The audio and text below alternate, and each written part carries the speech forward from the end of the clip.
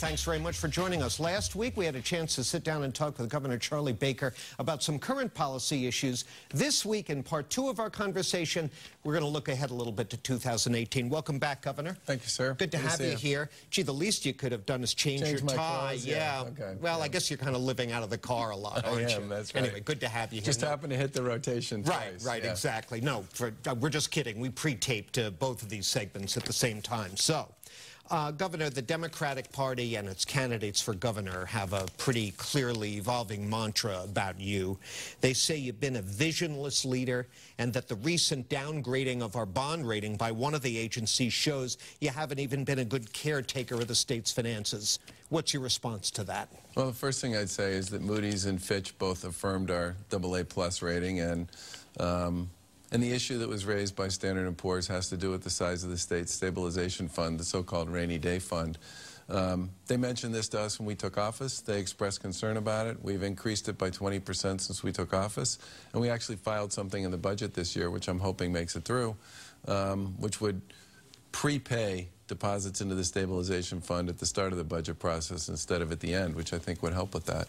But we started with a $1 billion structural deficit and have eliminated almost all of it. We took a lot of the games and the gimmicks out of the way the state manages its finances and have put forth a far more responsible way of budgeting, which really does mean recurring revenue lines up with recurring spending. On the first piece, I guess I would just say that for 30 years, the people of Massachusetts were told that we would stop sending women to prison in Framingham who were dealing with the substance abuse issue. We changed that after 30 years, and now women go to treatment instead of to prison. People have talked forever about having somebody manage the MBTA and grab that bull by the horns and do something about it. We are doing something about it, and as a result, the T's operating budget's been relatively flat, and we're finally investing the capital that needs to be invested in the system to make that thing work. You can't be a great state without it. And despite all the issues we've had economically with respect to revenue, we continue to invest significantly in our schools because education is at the core of a lot of our success as a state.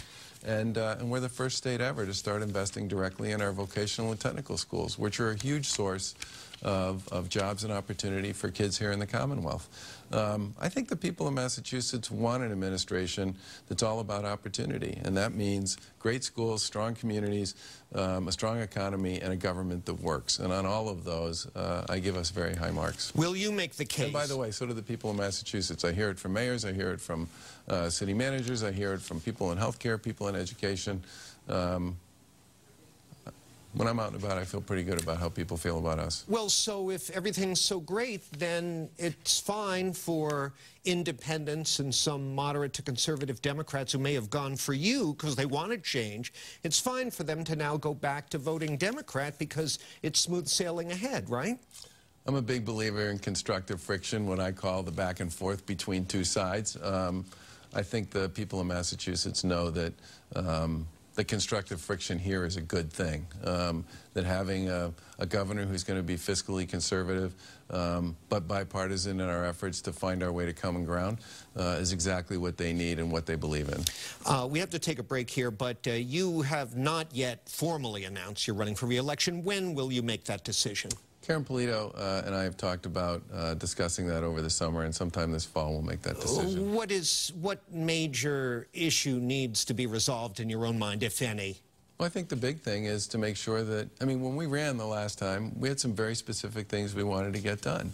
The biggest of which was to improve our economy, bring some fiscal discipline to Beacon Hill, and improve our opportunities for people here in Massachusetts. We've made progress on a bunch of those, but we got a long way to go. So you are ready to run then? There is... No, we're still talking. We're just talking about it, and we'll get around to it. Okay. We're really focused on the day job, John. There's no real suspense here, though, is there? There's always suspense, but my view is we're focused on what we're doing now, and that's really been where we've been been spending our time. All right, a quick break, and we'll continue our conversation with Governor Charlie Baker. So please stay with us. Welcome back. We're talking with Massachusetts Governor Charlie Baker, and I just got done hassling you about your plans to run for re-election next year. But on the ballot alongside you, if you do run, is Senator Warren seeking re-election. Will you commit to backing the GOP nominee against her? Well, I'm assuming there's going to be a primary here in Massachusetts. But generally speaking, I usually end up supporting the ticket. I did the last time. But I'm really going to be focused on my race. And if Karen and I run, our attention and our focus is going to be on our race, which is frankly where it should be and frankly where the voters of Massachusetts would expect it to be. Do you think Senator Warren deserves re-election? That's a decision for the voters to make. Do you think she's done a good job? She's been very helpful to me on a number of issues that matter here in Massachusetts. And I continue to believe that I'm a Republican. We have a Democrat legislature, Democrat-dominated legislature, and a Democrat delegation. But if there are places and spaces where we can work together to improve the Commonwealth's economy and the Commonwealth's quality of life, we're going to take those. And that's just the way we roll.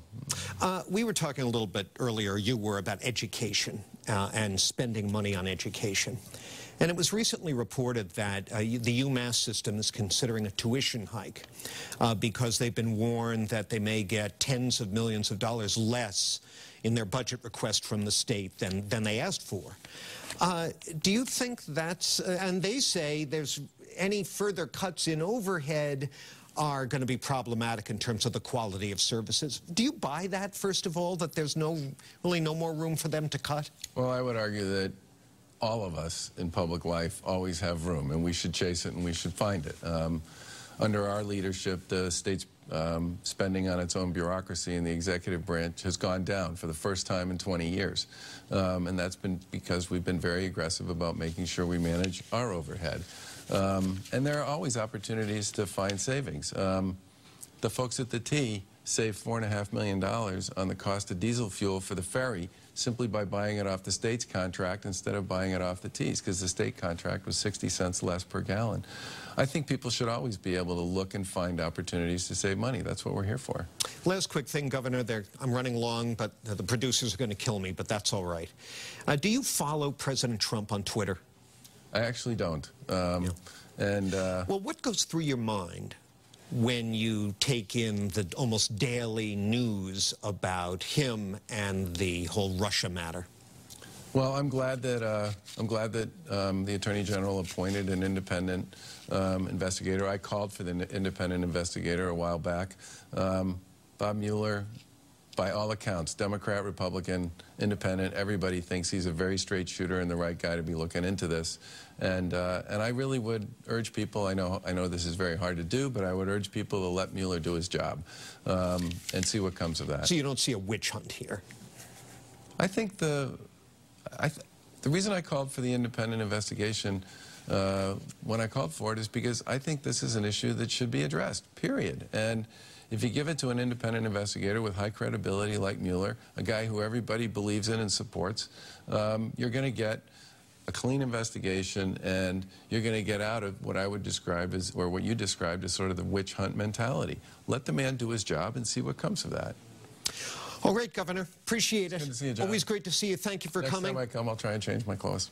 I'll do the same, because I'm wearing the same tie as last week, too. Good to have you. Thank you very much for joining us. Right now, I'm going to send it back over to my colleagues for more WBZ News.